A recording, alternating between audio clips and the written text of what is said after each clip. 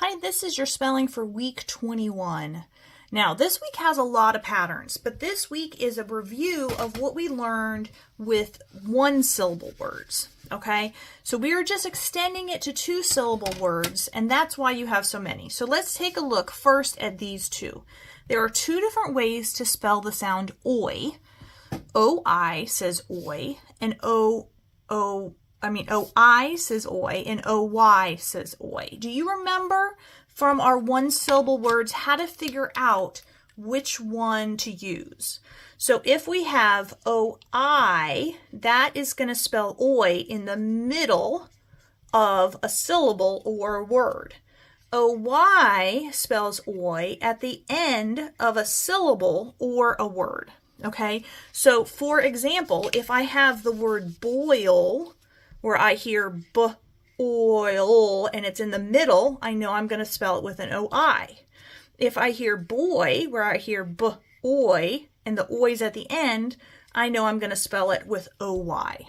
And this holds true even with words that have more than one syllable.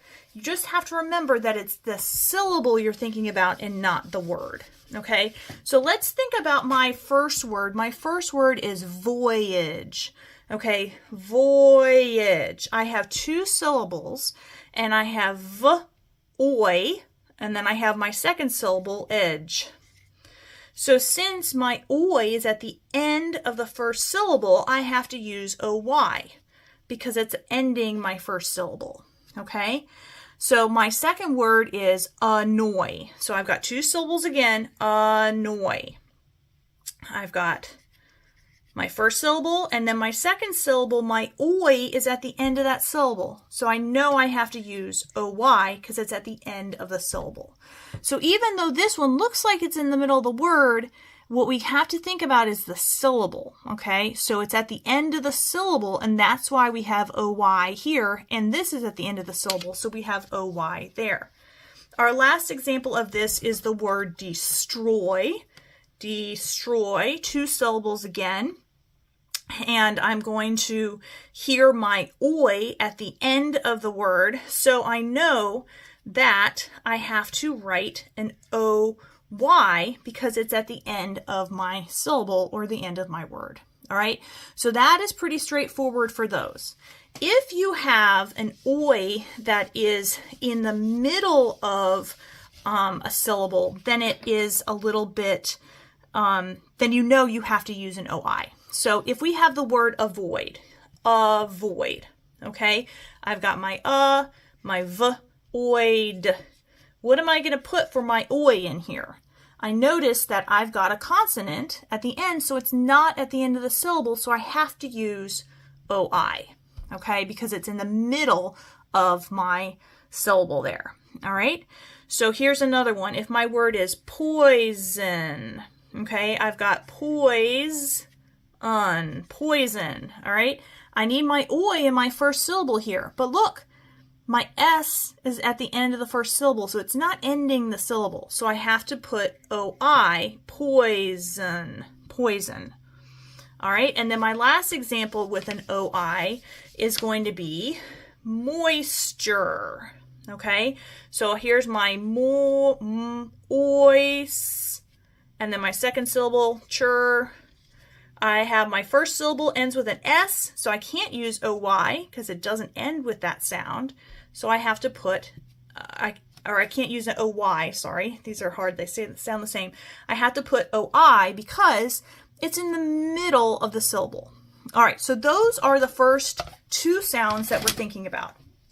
So here's our O-I and our O-Y. All of the words with oi in the middle of the syllable followed by another sound are going to be O-I. Okay, moisture, that means when something is kind of damp. Poison, we know, is something that can kill you. And avoid means that you are trying to not see something. You're trying to avoid that person by not going where they are. All right, and then we've got our oi words. Voyage is another word for like a long trip. Annoy means that you're bothering someone, and to destroy something means that you are damaging it so you cannot use it again. So those are pretty straightforward if you just think about where you hear the oi sound. Now we're going to think about two ways that we can spell the ow sound. Okay, so two ways to spell the ow sound. One way to spell the ow sound, which we learned before, is OW. Now, I'm going to scoot these over a little bit. Now we're also going to be thinking about spelling ow with an OU. Okay, and these follow the same sort of rules. Okay, if the OW is at the end of, if the ow sound is at the end of a syllable, you're going to spell it with an OW. If it is in the middle of a syllable, you're going to spell it with an OU. Okay, so you have to think about where do you hear that sound. So here's my first word, coward. Coward. Okay, so I cow coward. So my cow part is right here, and so I hear cow-ard.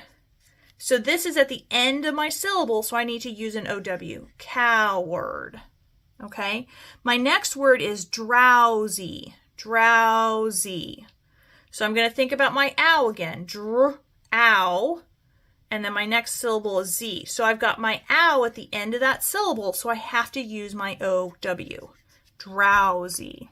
All right, so those are our two examples of our OW at the end of a syllable. Coward, which means that you are not brave, that you are avoiding doing things that you are scared of, and drowsy, which means that you are very tired and you want to fall asleep. All right, now we're going to think about the OW making the ow sound. And this happens when the ow is in the middle of a syllable or the middle of a word. All right, so think about our word thousand, thousand. So I hear my ows, and then my second syllable is end. So I need my ow in the middle of this syllable, but it ends with an S. So I can't use OW here because it's not at the end of my syllable. So I have to use OU to represent that sound. So thousand. So I'm thinking about where that sound is in the middle of my syllable. My next word is announce. Okay, announce. So I'm going to do and then ounce. All right, so my ow is right here in the middle of my syllable.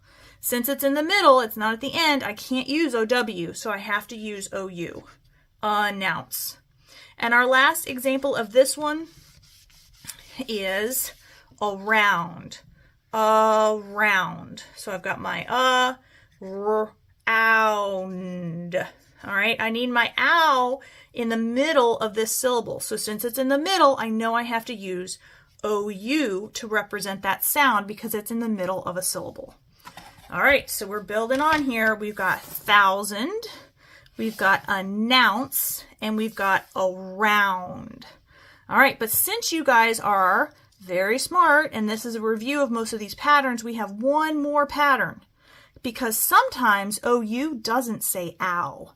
Sometimes it just makes a short U sound. I think I'm going to put it on the bottom here. So sometimes OU can just say like up, okay? So if I'm trying to read a word and I'm not sure if OU is going to say ow or if OU is going to say I'm just going to try it both ways. All right, so here's my first word. If I try this with an ow, southern. That's not a word I know. So I can try it again with the southern, southern. So in this word, OU, it just stands for a short U sound, like all right? Another one that has OU standing for a plain short U sound is this one. If I try an ow here, country, country, that is not a word I know. So I'm going to go back, and instead of saying ow for OU, I'm going to say country, country. All right, that's a word I know. So in this word, the OU represents the sound. And then the last example we have of that is this one.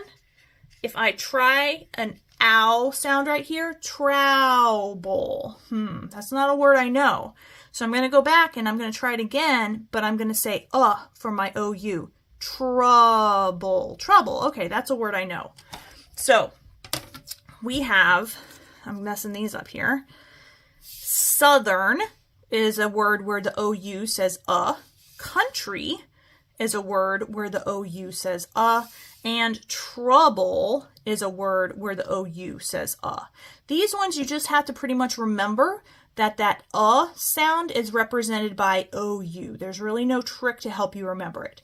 The other ones, you can figure it out by where the sound is in the syllable. If it's in the middle, you're going to use OI to represent oi. If it's in the middle, you're going to use OU to represent ow. And if it's at the end, you're going to use OY to represent oi and OW to represent ow. So think about where the sound is in the word will help you to spell these words.